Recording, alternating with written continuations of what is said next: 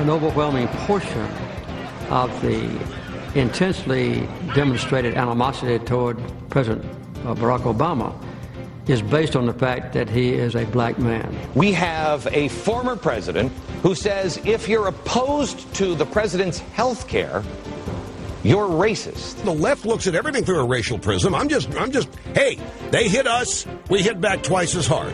In the late 70s in San Francisco, this kind of rhetoric was very frightening, and it created a climate in which violence took place.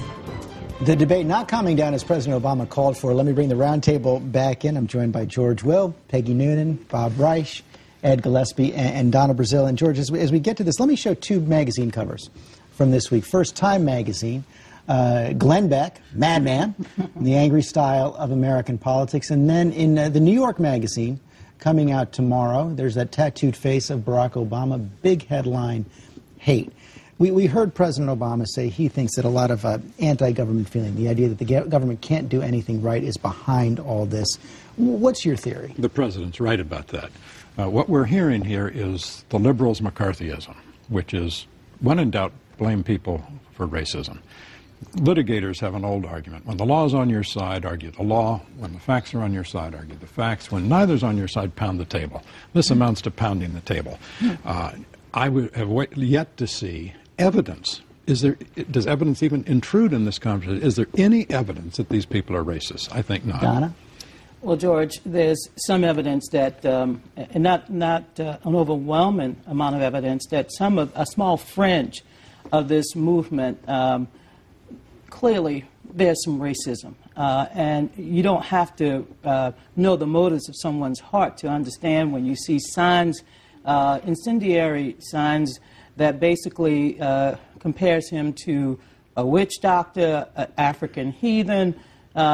We know racism. We don't have to be told or taught that. That much we do know. There's a culture of extremism that has gained mainstream acceptance. And I think the president is absolutely right. When you see it, you have to call it. You shouldn't duck it, but on the other hand, you shouldn't exaggerate it.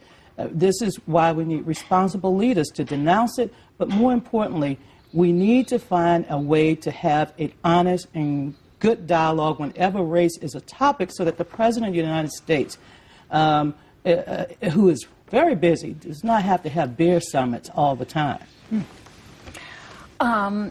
You know what I think?